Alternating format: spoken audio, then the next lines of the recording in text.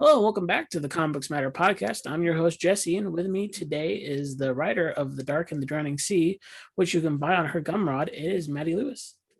Hi there. Mattie, thank you for coming on the show. I know we haven't talked a ton, but I put out, I think last week, maybe 2 weeks ago, that I was like, I want to do a movie podcast one of these days. And you're like, oh, I want to talk about horror movies if you ever do. And I'm like, why don't we talk about horror comics then? Because that is a genre that's not talked about enough. And so you were super kind of wanting to come on and talk about horror comics, and you picked out two that I never heard of before. So today we'll talk about By Chance or Providence by Becky Cloonan and Through the Woods by Em Carroll. Before we do that, first off, how are you tonight? I'm doing well, thank you. And second, how did you discover comics? So I might have kind of like a different route from a lot of people. I feel like most people I know who really like comics, when they talk about it, they discovered comics for the first time really when they were a kid or a teenager maybe. But I didn't really start reading comics seriously until I was an adult. I'd pick up like a Calvin and Hobbes or something, newspaper strips here and there, or occasionally like a web comic. But I actually, as a younger person, had a very hard time following a lot of comics. I think there's like this assumption that, comics are like easy to read and you don't really need any particular sort of different literacy to read comics, which is not necessarily the case for everybody. I'm not a visual person, so the medium tripped me up a lot. Like I remember when I was maybe 13 or 14, I got like the big collected Sandman for Christmas because I liked a lot of Neil Gaiman's other work, like novels and stuff at the time. And I remember getting that and being so excited to read it because I never really read comics before, and looking at this and being like, what the hell is this? I don't know how to read it. I kind of put it away. I still haven't read it actually. But what kind of turned me on to comics was I took a class in grad school on graphic text. So not necessarily strictly like comic books and the, thin issues collected, but graphic novels. And we talked about manga a little bit, just that kind of thing. And that was kind of where I realized I actually liked them, because the class was taught with not with the expectation that you knew anything about comics at all already. It was that's nice. Yeah, so we read like the Scott McCloud Understanding Comics book, and after I read that, I'm like, all these things that didn't make sense to me before, like panel sizing and how that can imply a longer stretch of time, or all these different like artistic techniques that the comic book artists will do to imply different things, different states of emotion for the characters, or different lengths of times or sequence of events. Then once I'd read that, I understood who to do it. So I would start reading comics and I was like, actually now this makes sense to me. I understand what's going on. So it was grad school in a summer class that I took because I needed some credits and I liked the professor. And that was kind of what actually got me more interested in them. Kind of the other thing where I never really inquired as a younger person was I was under the mistaken impression that most comics, or almost all comics at least, that were either manga, which was its own kind of thing, and I liked some of it, but not a lot. Or they were like superhero comics, or they were newspaper comics. And I'm picky about my newspaper comics. I really only like a handful, and I don't really like superheroes. So I was under this false assumption that, it's all just going to be superheroes. So why do I bother looking? I'm not going to find anything I like anyway. So I didn't really inquire further, I guess. And that's my very long-winded story of how I got turned on to comics. It's funny that you talk about how when you first opened up comics as like a kid, other than like the comic strip, like it was super hard to read, because as someone who's really into comics, I still have that issue because paneling is different between each book. with manga, it's very similar. You read like the same direction almost always, and there's very few artists who really take advantage of the paneling and how to make the action move different directions. I think one of the most famous ones is maybe like Toriyama before he stopped doing art in like early Dragon Ball Z stuff and Dragon Ball. He was very good at making the action and move in different directions on the panels. But with comics, every artist is different, and very much so that means every panel format reads differently. And so you can, if you're reading a bunch in a row, you can completely get your head spinning if you jump from one artist to another just because they format differently. Oh yeah, the formatting makes such a big difference. The other Yeah. thing that I find is a big factor in whether or not I like any given comic or graphic novel is the image to text ratio. Yeah, that's If also there's very good. too much text, which was the main problem I actually had with Sandman, was there's so much text in that. I'm like, dude, just give me a book. Come Yeah. on. Like, I'm never going to be able to pay attention to the pictures when there's this much text. Yeah, the infamous Batman issue by Grant Morrison that's all just prose and really weird art. Yeah, I think I've seen stills, or not stills, but it's like screenshots or pictures of that. I haven't read it. And like in but I prose think I know comics the one can you're work, but it feels more like an illustrated book at that point instead of Yeah. actual comic. And I don't have a problem with that, but it's when it's kind of like in the weird middle zone where it's like it's not quite just illustrations, Yeah. or it's not quite just, you know, like a story with some illustrations in it, but it's a comic that has a ton of text. Yeah. I have trouble following those sometimes. And actually one of the first comics that I really liked, and a lot of it was because it really is pretty sparse with the text, so I felt like I could pay attention to the pictures a lot better, was 30 Days of Night. And I cannot for the life of me remember right now who does 30 Days of Night. I want to say it's Ray Fox, but I could be wrong. I really liked double check that. I really liked that one just because it was kind of a good baby's first, because there was not so much text that I felt distracted. And I'm like I'm a writer, so obviously I'm a word person. So if there are words, that's what my focus is going to go to. So yeah, I guess that's a rambly kind of thing there, but it's true though, because like there's a few older, like a lot of older comics were word heavy, like Golden Age comics. And I just remember there's one panel of like a Superman book where there's so much dialogue that Superman is drawn crouching, but there's no reason for him to be crouching. He's just drawn crouching so he can fit in the panel with the dialogue. Yeah, and 30 Days a Night was Stephen Nils. I get those two confused because they're very big horror comics writers.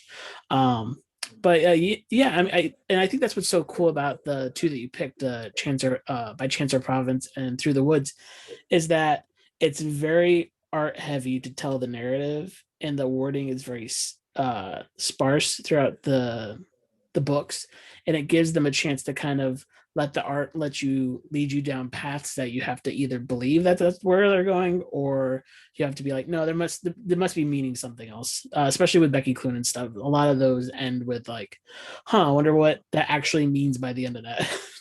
Yeah, it's very inference heavy, which I guess could be frustrating to some people, but I kind of like, really, it doesn't really matter what format it is. Pretty much any media that's a little bit like an ink block test for whoever is watching it or reading it, I tend to like that. So that's one of the reasons I like both of those collections so much.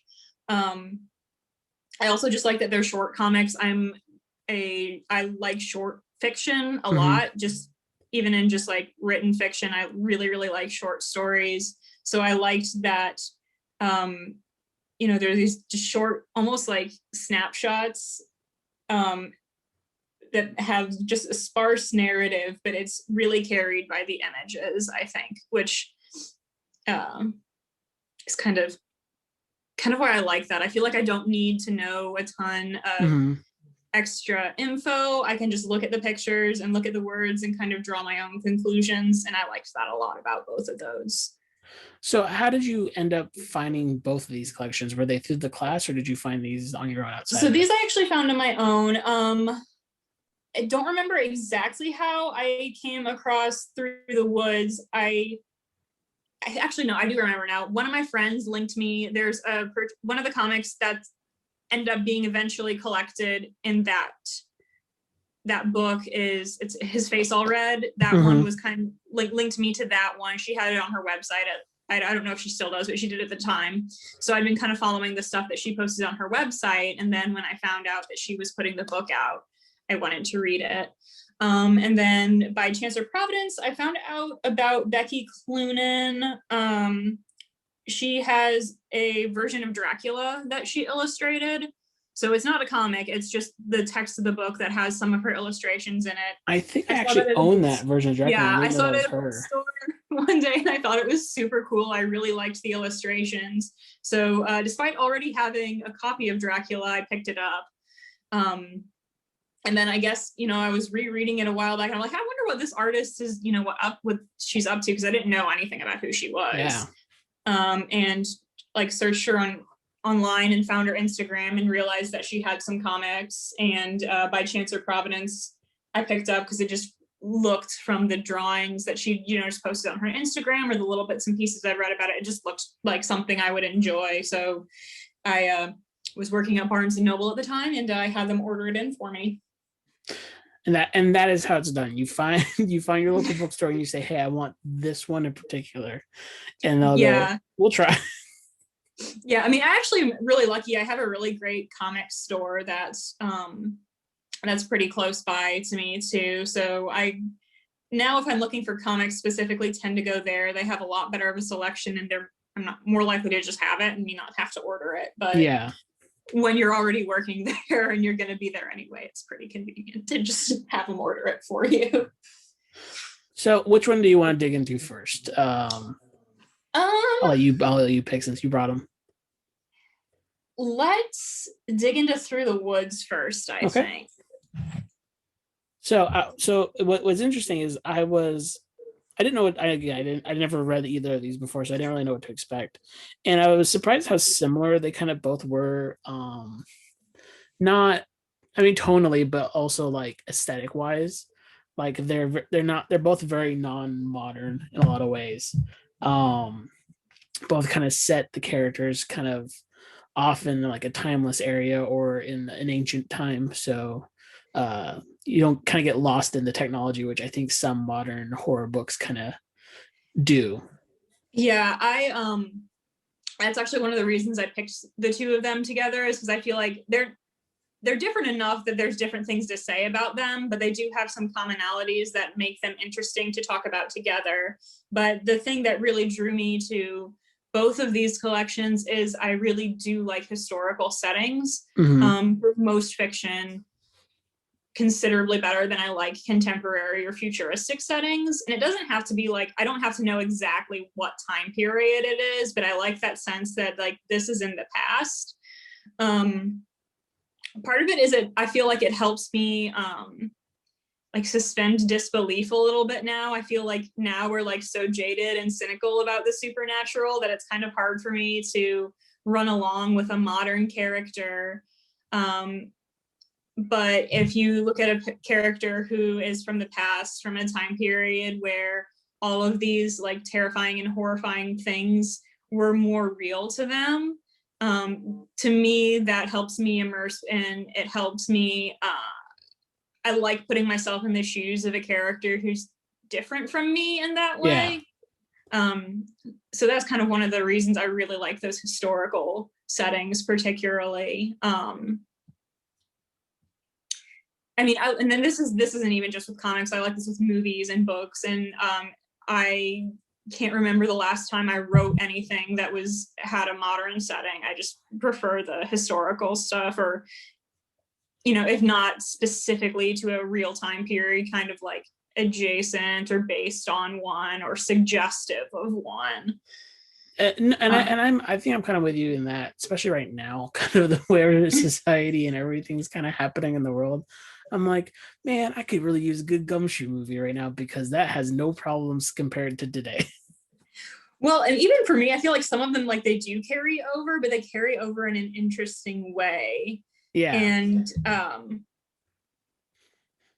it's, I don't know, like when I find it interesting to be able to draw parallels between things that are happening now or attitudes that people have now and kind of like trace them and see how they were similar, different back in different times. And I think not so much By Chance or Providence, but Through the Woods has a couple stories that have like kind of a lot of like feminist subtext in them, and I really like those. But they still have that historical period. And honestly, I'll be perfectly straight up, a lot of it is just aesthetic appeal. Like, I like how old-fashioned clothes look. I like how older art looks. I'm not about to trade my yoga pants for a crinoline or anything, but from a completely aesthetic standpoint, I do like them better. The Through the Woods has a few stories. I think it's 5 stories. Do you have a particular favorite of them? Yes. I didn't want to like break down every single one of them because I don't want, like, part of this is fun to go into detail of kind of like what each comic that we talk about is, but with these ones I think it's very important that we don't spoil them completely because I think the most of the fun is reading them for the first time. So I talk about our favorites of them and kind of like why we pick those. So my favorites, it's really close between the first 2 stories in there. The first one, Our Neighbor's House, and the second one, A Lady's Hands Are Cold, are probably my 2 favorites. And it's really difficult for me to say as much which one like I think is better or I like better, because I think they're both good, but they both are have different kind of moods. A Lady's Hands Are Cold, I really liked the kind of fairy tale feeling in that one. Like, you look at the art and the dress designs in the main character are pretty clearly inspired by the 18th century. They look, I think, French. But the thing I like about that one is there is a short story collection by Angela Carter called The Bloody Chamber. It is my all-time favorite collection of stories. It's phenomenal. But this particular comic seems like a lost story that like could have been included in that collection, because that collection is all fairy tale kind of reimaginings. And this one, it doesn't necessarily have like a specific fairy tale it's super obviously supposed to be based on, but it has a very similar feel to a lot of different ones. It's really similar in some ways to like the feeling that it gives me is like the Robber Bridegroom a little bit. It's very similar to that one tonally, and it's very similar to Bluebeard tonally. And those are actually 2 of my favorite fairy tales. So I like that one for that reason. I also love what she does in that one with the lettering, because I'm pretty sure she doesn't do a font. I think she does all of her lettering by hand, but the way it kind of weaves around the page and suggests noise kind of coming from all sorts of different places and kind of echoing and going in and out.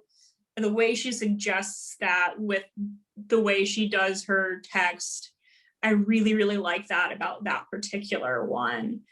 And then with Our Neighbor's House, I think that one's the scariest personally. I'm not very easy to scare with anything other than like a movie kind of, because I still scream at jump scares even though I've seen probably into the thousands horror movies at this point.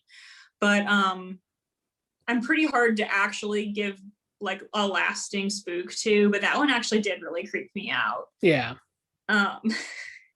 When that one, I particularly like her use of color in that one because it's very sparse for the most part, but she does the I guess like the M. Night Sixth Sense thing where whenever something's about to go wrong, you see red. And like in the characters' faces and their cheeks. I like that a lot. And that one's really open-ended too. Like you read it and you're pretty sure what the end is. It's kind of obvious, but you don't necessarily see it coming. There's some little hidden panel things in that where like you might miss it if you're not looking close enough at some of the panels. Like it talks in that particular comic about the neighbor with the wide-brimmed hat and all in black.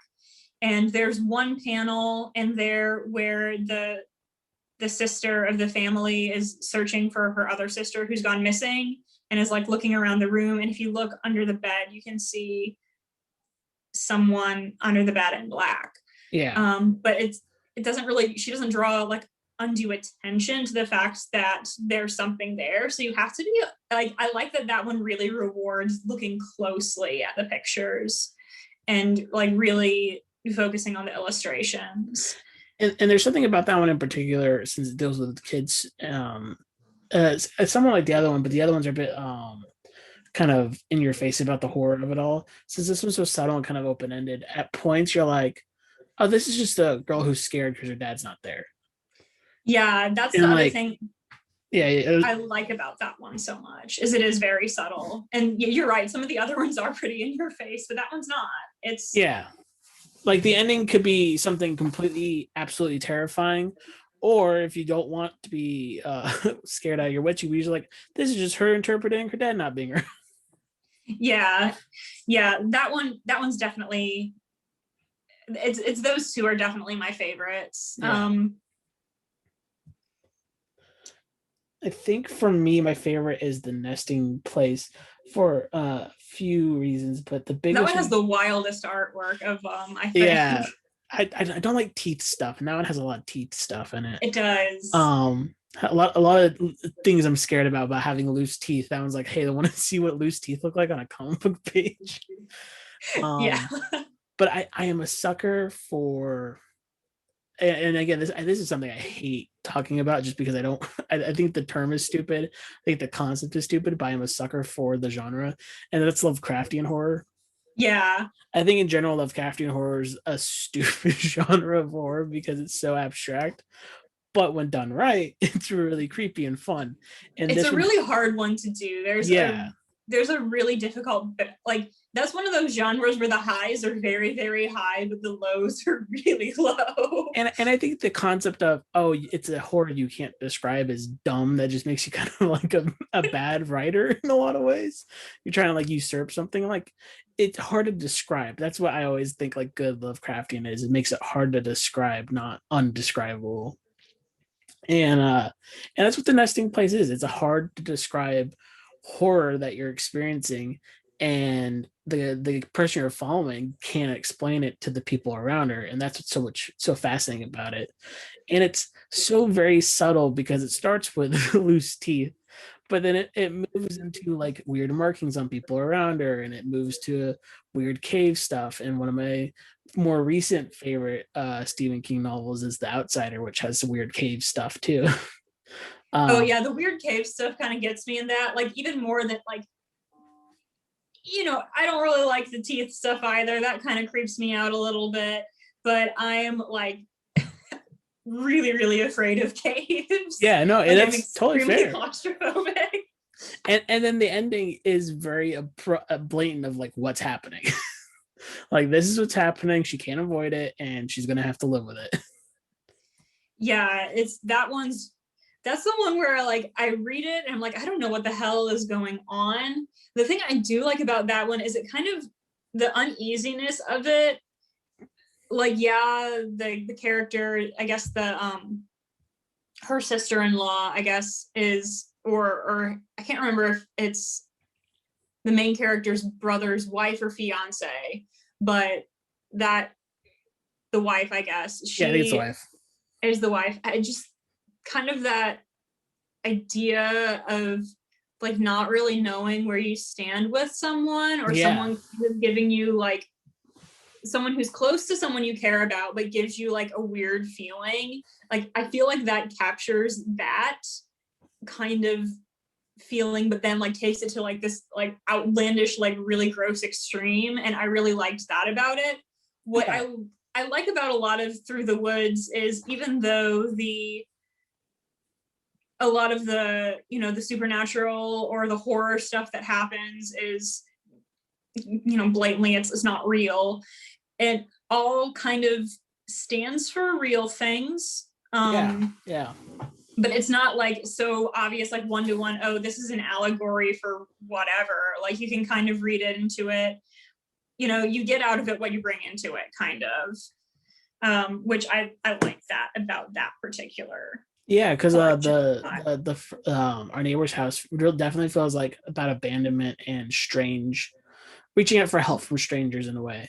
And then the second one, the titles escaped me again. A lady's hands are cold. Yeah, These Hands Are Cold really feels like not knowing who you married.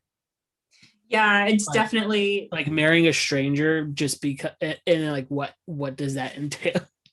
right. Or you always hear, stories of people who will marry someone and then like 5 years down the road, they're like, oh my God, who did I marry? And Yeah, I think that's something that a lot of people do worry about, even if they voice that. It's, you do worry like, well, what if I attach myself to someone who is a monster and I just didn't know it? And I think for women, that's been historically a bigger fear. Not to get heavy all of a sudden, you're but it's good. kind of true. Is you have, especially historically, which is kind of one of the other reasons I do like the historical setting, is if she's clearly like a noble woman. If you're a noble woman back in the day, you don't really have much of a choice in who you're married to, and you very well could marry someone who's horrible and you don't have any say in it, or maybe even knowledge of it. You might have never even met the guy, or only met him a couple times, but not Yeah, really spent any time getting to know each other really. So I think that the fear in that is a historical fear that's been kind of muted by you know, you can usually people know each other before they get married now. And if something goes really bad, you can get a divorce and all of that kind of stuff. But it's still a fear that people have. Like yeah, no one wants to go through that, but it's, sometimes it happens and you don't always know. yeah. And I think the other two stories also have really good themes of like kind of pride-ish is in the third story, and then the fourth kind of feels like drifting away from friends and what that kind of Yeah. means. But it also then connects it with really out there and fun horror elements too. Yeah. So that definitely the grounding in, I think for me, the best horror is something that is, no matter how weird or outlandish or unreal the situation gets, it's grounded in very relatable feelings, that, or fears that pretty much anybody might have at some point in their life. Like Yeah, the my friend Jana, that one where it is kind of about drifting away from a friend. Like every single person who has ever had, some friends, a couple friends at least, has had one someone you're really close to and you just drift away for whatever reason. And that's like, it's kind of terrifying to think that someone that you have invested so much energy and time and care into, eventually you just drift away. And that's just something that happens, especially when you're kids.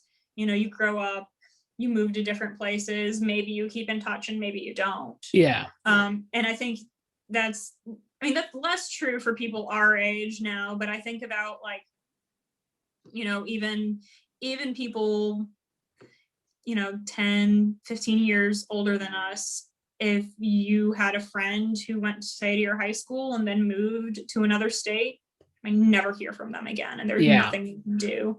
And I don't know how old the artist is, but I think that, like, that fear that if someone changes or moves away, you'll never get back what you had before is pretty real. yeah. Um, And for better or for worse, all of these themes are kind of timeless. In yeah, the sense that everybody has to deal with them at some point in some kind of form or fashion, good or bad. And I think that's what makes that collection great. And same thing with by chance or Providence too. Providence is the themes of those are very real and in your face, and I think those ones get a bit more fantastical, they uh, do. but there's still underlying themes there that really hit you. Yeah, and I think that's part of the other reason why I like the historical setting, is that it doesn't detract from the fact that, like, it's historical, so the framework is a little bit different, the setting's a little bit different, but the issues that it deals with, like, people were dealing with them before these stories were set. People will continue to be dealing with them long after you or I are both dead. Yeah. Like, it's probably a lot of these issues will never really go away. And I think the best horror does. I know a lot of people really are like, I really like that timely horror. I'm like, man, I kind of like something that never really changes that much. Yeah, I mean, I think that's why like the Witch is such a scary movie to a lot of people, is because like that happened. These things were happening. The Witch is actually my very, very favorite movie, not just horror, but any genre. Yeah. And it gets weird at the end for sure, but like the main focus of that movie is the real stuff that was happening, and that's what's so scary. Right. And even that too, that's another one that kind of works in metaphor a little bit, and you kind of take out of it what you bring into it, or what you're willing to bring into it. Because I had a very, very strong emotional reaction to that movie because of my particular background. The goth girl in a family with lots of fundamentalist Christians in it. So I definitely, like, I really related with and empathized with Thomasin in that movie, because her situation, I was like, shit, I lived through this. Like, not as extreme, obviously, because, you know, they're not like that, but like, I lived through like the 21st century baby version of this. I absolutely feel this character's pain. I understand why you might want to just say fuck it and go ape shit and join the witch coven at the end.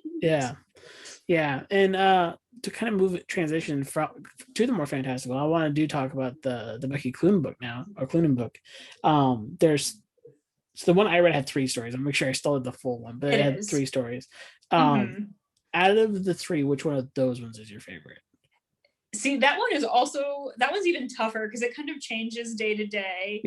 Or like whenever I think about it, it's probably the first one, Wolves. The first one's, I feel like, the strongest of the 3, but I also feel like the third one is like a nice, strong one to end on too.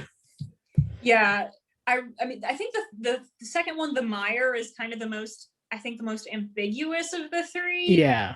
And almost maybe somewhat to its detriment, but it's still really good.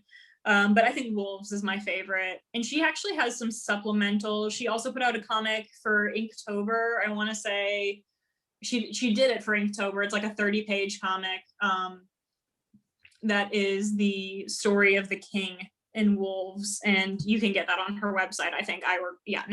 Unless they're out of it. Good, I ordered a copy of it, and that's definitely worth looking into as well. Wolves is a very timeless kind of a myth that like gets retold a lot in versions of basically having to kill off your loves, kill your darlings, in different ways. But it's just the way she draws him throughout the story is so emotionally draining. Because by the end of it, you kind of are right there with him. You're like, I hate all of this. I hate everyone. I hate anything I have to do. I just don't want to exist anymore. Yeah, she does.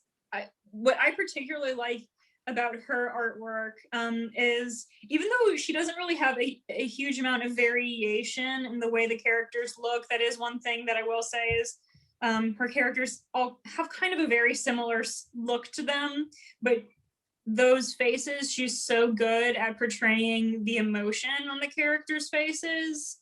And that's like, I think that's really hard to do, honestly, capturing like expressions and being able to do it with, what I notice is like the eyes on her characters are always so expressive. She really knows how to do, like, you know, just by suggesting the way that a character is looking to the side or looking down. And I really like that about her artwork. When I used to do comic book reviews, you always thought I really loved the art when I just talked about the faces for 3 paragraphs. Because I think faces are the key to good comic books in a lot of ways. Like the face tells so much of the story. Yeah, and I think is for hers, it's also especially important because she really doesn't use very much text.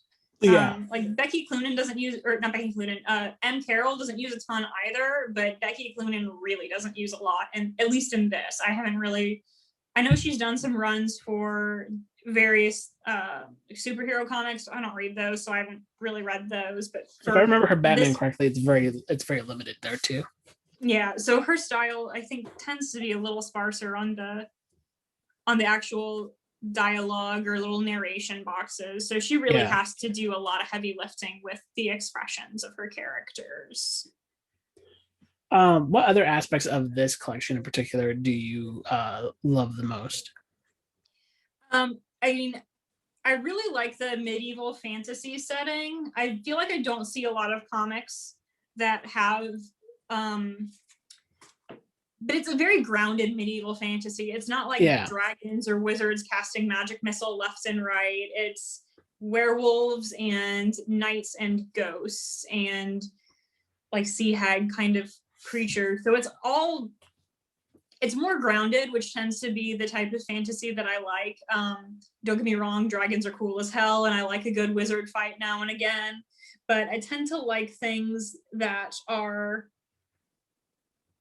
on the spookier side of the fantastic, so more supernatural rather than like D&D. Yeah. And I also tend to like the darker side of fantasy fiction, which kind of, it's hard to find stuff that really like scratches that itch, because so much of it either goes like super like so dark to the point that it circles around and it's like kind of funny because it's just like so terrible all the time. Like the Warhammer effect kind of is where it's like so over the top edgy that you're like, I can't really take this seriously anymore. It rules, but it's like the painting on like a 70s stoner metalheads van. Yeah. Which rocks in its own way, but it's not what I gravitate towards usually. And I like hers because they're very the stories are very sensual, and I really appreciate that. I feel like a lot of comics that I have encountered either just shy away from it completely, which is fine. Not every story needs to be sexy. I just like the ones that are. Or they are like so in your face about it and like kind of cheesy. But hers feel a lot more real. And I think a lot of it, again, it like circles back to the character, is the way that she draws the characters together and interacting. You can see how they feel about one another, and that makes it more interesting than just like, here's some titties on a comic page. So that's the other thing that I really like about hers, is it's very dark, but it's also like kind of sexy. Yeah, and especially that third story with and this is also like one of the reasons I like this collection a lot too. Like no one really does see horror that much. No, and it's great when people do. I really like it. But that one's very much about like love and loss. I mean, so is Wolves, but like in a different way, because it's a love that she still kind of has, and so that one gets very sensual really fast. Yeah, it's really great. And I really like that third story, Demeter, I think. Yeah. I still haven't figured out why it's called Demeter, actually. But that third one is, it kind of reminds me, and this is just like the most weird connection, but I have a master's in English literature. So there is a play, it is a one-act play called Riders to the Sea. It's an Irish play, and it is just this entire one-act play just about the utter devastation of like living as a woman with family members, husbands and sons who are sailors or make their living from this sea, because it's so unforgiving. And that kind of reminds me a little bit of, I mean, it's totally different, but it's kind of has a similar feeling to it. And if you like plays at all, I definitely recommend reading that one. It made me cry in class when we talked about it. Yeah, plays are always interesting because like either I love reading them or I hate reading them. It just depends on how they're written. Yeah, and so I kind of, I don't know. I mean, I also have like a fascination with the ocean, partly Mhm. because I live nowhere near it. I am from St. Louis, so I am as far as you can possibly get in the United States from any ocean. Oceans are scary too. Like They are, but they're fascinating. natural elements are super scary. Yeah, and I like that. That's kind of the other reason I like these historical settings so much, is I feel like, to a certain extent, and it is definitely to a large degree hubris, but now it kind of feels like we have a lot more power over a lot of natural things. You can fly in an airplane, our planes are safe, our ships are pretty safe, all these things are pretty safe. Yeah. Where for somebody, or even just like a house, like if you have a well-built house, there's so much that it can withstand. Yeah. But if it's the year of our Lord 1536, like, you're screwed. Like, if any nature is adverse in any way. And but even now too, like flooding and stuff in big cities is flooding's so scary. well, I mean, I live at the confluence of 3 rivers in Tornado Alley, so I Yeah. definitely understand. But and I think that the nature connection in this one, it's really kind of like, it's kind of primal, and it makes everything kind of gives it like this weight and this heft that I don't think that you could take the story Wolves and you could change a couple little things and transpose it so it's a modern story, but it would not have the same weight. It wouldn't. Or even Demeter, you could do that. The only one I think you really absolutely could not do in a modern setting is the Mire. I don't think you could do that. I think it's too, with the battle and the Mire and the castle. I don't think you could really transpose that into a contemporary setting very easily. Yeah, Demir really does feel like it's kind of in a weird, out of the 3 of them, it's in a weird timeless section, because we get some glimpses of it kind of being medieval and such, but really it could just be an isolated place. Yeah, and that's definitely true. That one does feel kind of like the most timeless, especially just because it is focused on the sea, and the sea does not change. Yeah. It just really doesn't. That kind of the nature aspect, I'm like a sucker for werewolves too, so like that's one of the reasons I really like wolves.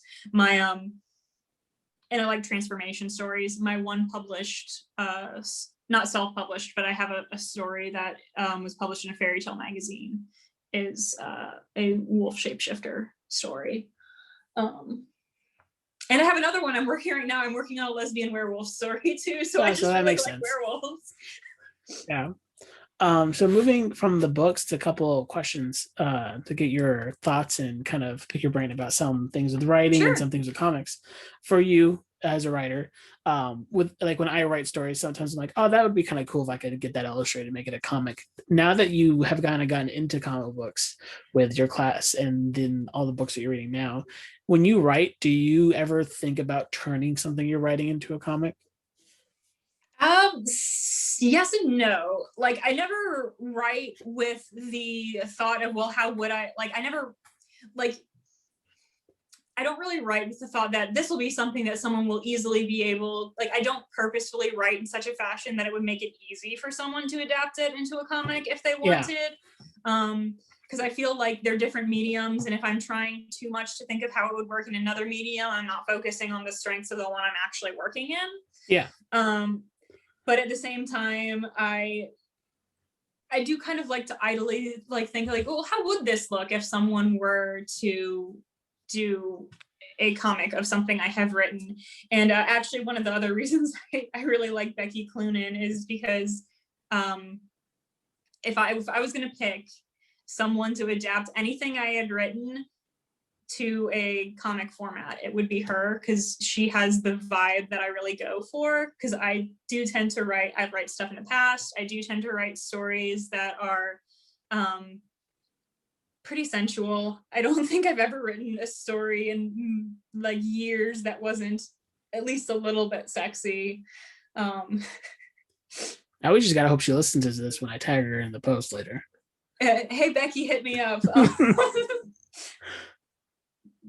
So I do kind of think about more. Well, and I also I love how she draws characters. Like the faces, that the way she draws women's faces and the way she draws men's faces are like exactly the type of, like, the hunter in Wolves. I'm like, that is exactly the type of guy I think is good looking, and the queen in Wolves, I'm like, that's exactly the type of woman I think is good looking.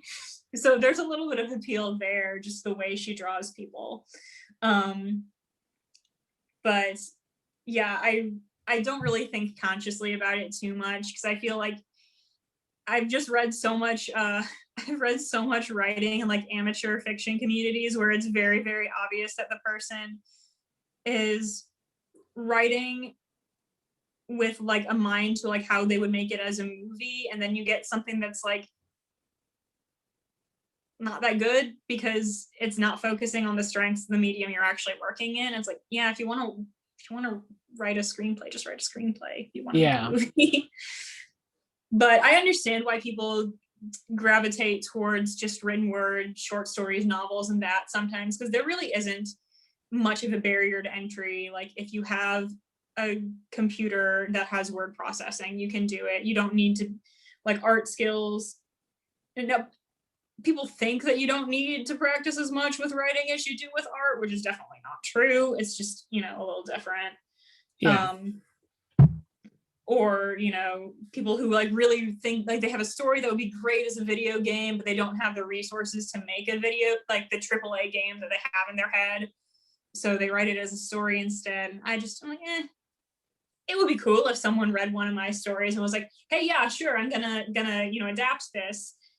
I don't know how they would do it. I have really internal stories, so they tend to be very like internal monologue driven. So I feel like mine could get really wordy if the artist wasn't judicious in adapting it, which is actually one of the other reasons I would say Becky Cloonan, I think, would do a good job of mine, because she is so good at suggesting how characters are feeling with their expressions that you can kind of capture some of this stuff that would otherwise be really hard to put on a page in a drawing. It is a little strange too when I like go to like a comic and I see, oh wait, I know that this was a novel. This was a story. Why is this now a comic book? Because it is a bit strange sometimes. There's a webtoon that is, I don't know if you know the zombie young adult novel I think it's called Rotten Ruin. I think the name sounds a little bit familiar, but I've never read it. I read it when it first came out, and it was interesting for sure. But then I was on Webtoon, and I'm like, wait a second, this has the same. It's the same book, but it's a Webtoon now, and I'm like, that's weird. I had all my own visualizations of this. I don't want to see someone else's right now. Yeah, I'm sometimes that. I'm sometimes that way, but I also I'm like not a visual, like my imagination is not visual at all. So I'm not like the type of person who will read a book and then when they make a movie of it, get pissed that the character doesn't look the way I imagined them looking, because I probably didn't imagine them looking that specific of a way. Which is a blessing in some ways. I feel like I'm able to give actors just a lot more grace when they get cast for a role. I'm like, if you can act the part, I don't care what you look like. That's super fair, yeah. But yeah, so that's never been a huge issue for me. Although I do kind of not like when I do see a visual representation of something before I read the book, and then since I already have the visual in my head, I like imagine it that way. Like I had this problem with Game of Thrones when I was reading the books. I would sometimes imagine the characters, how they looked on the show, and I'm like, but they not really described the same way in the books as they are on the show. And you can definitely tell if you look at like fan art for that series, like pre the show coming out versus after it's come out. Some of the characters are interpreted very, very differently. Yeah. Daenerys in particular, like I actually really like a lot of older art depicting her than the stuff that's based on Amelia Clark. Yeah, I get that. The next question I have is and I'm always fascinated with talking to other writers because since I come at this at a similar point of view as another writer, I like to hear people's takes on this. How does inspiration hit you in particularly? And it's kind of like a synthesis of a lot of different things a lot of the time. I every now and again I'll have something where it'll like strike me like whole cloth, like here's the thing, but a lot of the times it'll be lots of different pieces that one day I just am thinking and my brain makes a connection between those pieces. I'm like, oh, I gotta write something about this. That's the most common thing is I have several stories where, so I'm really interested in folklore. So I know a lot of like folklore monsters and folklore concepts and creatures and all of that. And then one of my other like interests is medical history, like medical conditions and all of that, like medical science. I'm really interested in it. So I have a tendency to, I have had several stories where it's just like this medical phenomena plus this folklore creature, I'm going to make a story out of that. The one that's up on my Gumroad, The Dark and Drowning Sea, is mermaid folklore plus postpartum psychosis plus harlequin ichthyosis, which is don't Google it. It's really sad, actually. It's a skin condition. It's really horrible. It's very sad. But so I'll do that kind of thing. A lot of times I'll just be a synthesis of random bits of stuff that I know about or I'm interested in. Yeah.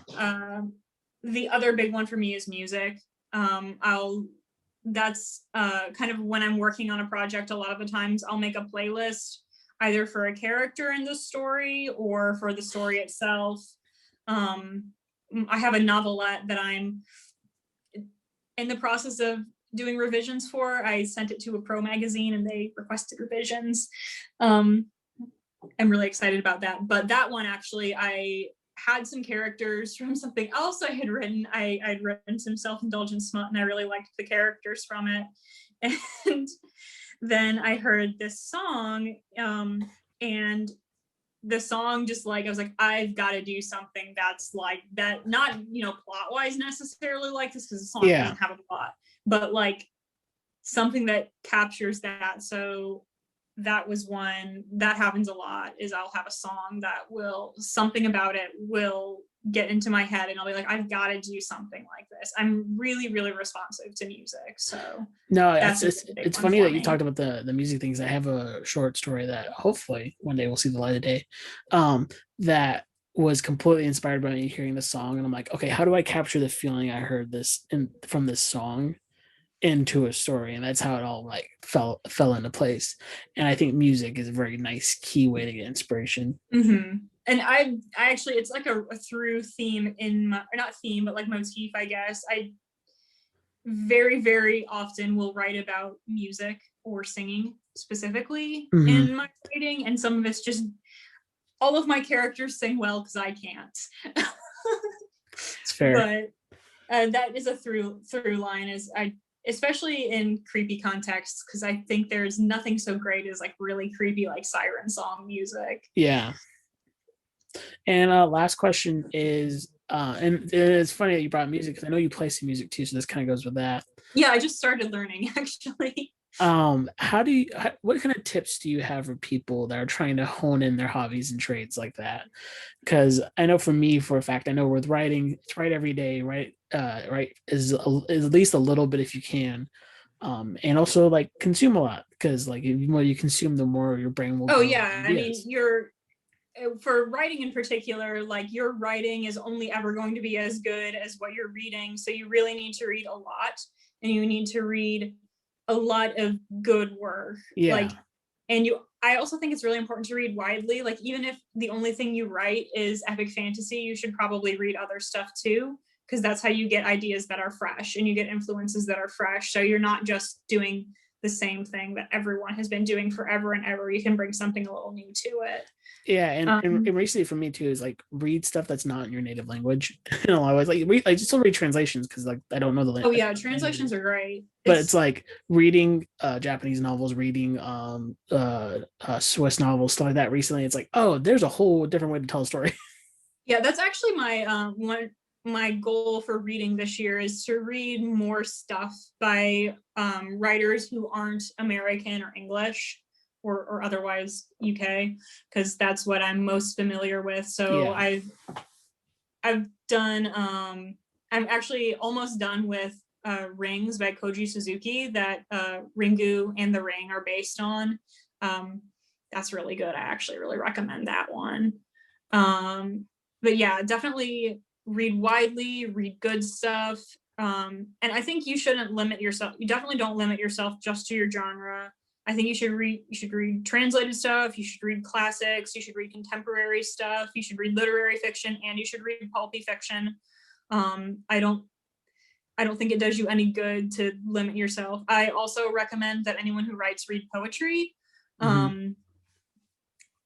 because the economy of language and the playfulness with language is a lot greater in poetry a lot of the times than it is in prose fiction. And you can learn a lot just from reading that, of the rhythm of the way it's written, a lot of different things. I would actually say, like, as a writer, even though I don't write poetry myself, there's a couple poets who something about their work has influenced mine in some way. So I definitely, it gets neglected a lot, I think. And I think a lot of it's because it's very poorly taught in schools. So a lot of people are under the assumption they don't like it. Yeah. When they probably would if it had been taught better, or they had a wider sampling of different kinds of poetry. Everybody only gets taught Shakespeare's sonnets. There's a lot more than that. Right, it's Shakespeare's sonnets and Robert Frost. I think the weirdest thing I got was E.E. Cummings. I got into poetry on my own because my mom had a textbook that I just pulled out one day from when she was in college that was 19th century Victorian English poetry, and I really liked a lot of it.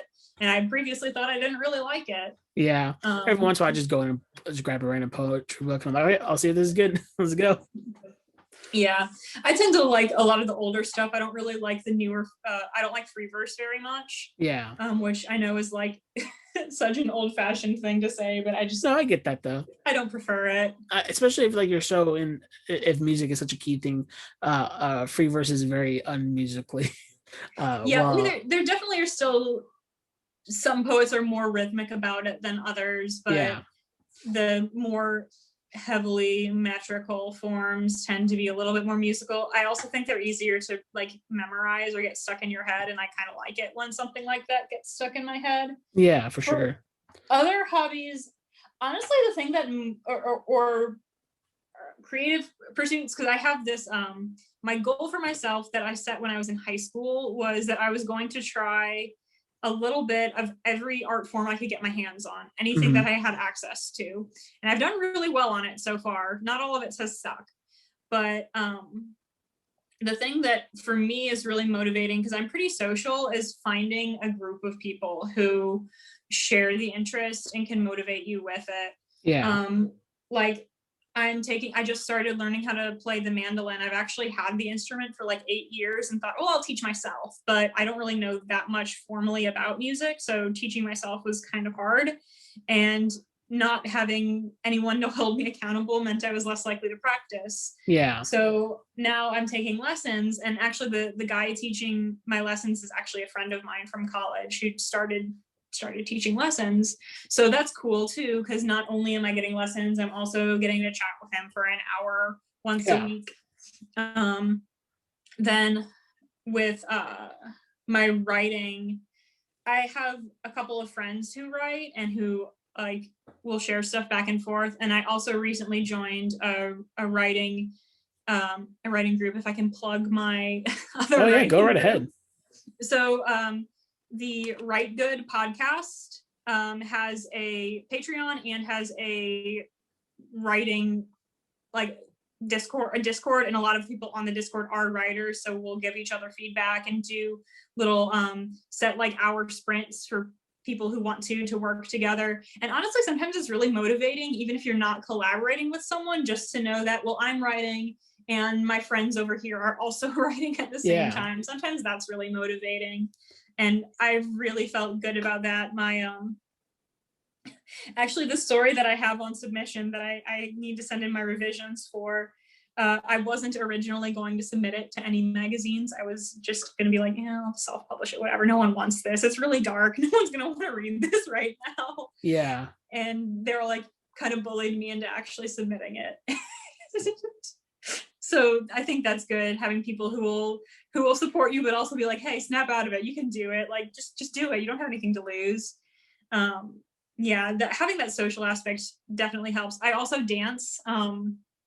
I've done belly dance for 10 years, and I have groups that I do for that. I have one group that I take lessons with. And then I also have a private tutor that I do a lesson with once a month. So having set times when I know I'm going to see someone and I know I have to be ready for it, that's really motivating to me. I'm not necessarily the best self-motivator all the time. Yeah, I get that for sure. I'm terrible trying to keep a habit going. Well, Mattie, thank you for being on the show. Right now, this is a perfect time for you to plug all of your stuff, your social media that you want to plug, and again, replug the story on Gumroad and all that stuff. Yeah, so if you want to check out me on Twitter, I mostly post shit posts and horny on main bullshit, so you're not going to get a lot of wisdom there, but my it's at Devil's Doorbell, one word, _ at the end. And if you would like to check out my work, I have a short story up on my Gumroad right now, and it is also at Devil's Doorbell on Gumroad. I have it linked into my pinned tweet. And that is it's based on mermaid folklore, but also has some body horror. And it's kind of I've had people say it has like an Arabian Nights vibe to it, but spookier. Then I also have a short story called Wolfskin that is published in the April 2019 issue of Enchanted Conversation magazine. That's for free to read if you would like. It's an original fairy tale that I wrote. And if you were interested in reading those, I highly recommend checking it out. I would be really excited. Tell me what you think. And you can find this show at Comics Matter Pod on Twitter, Facebook at facebook.com/comicbooksmatter. You can email me at comicbooksmatter@gmail.com. And if you have any questions for guests, want to be a guest in the future, or have a story about how comics impacted you that you want to read on that you want me to read on air, you can reach me at all of those. Please leave a review and tell a friend if you like the show. And the logo for the show is done by my friend Steven, and the theme is Join the Restaurant by David Szesztay. And remember, everyone, Captain America, punch Nazis.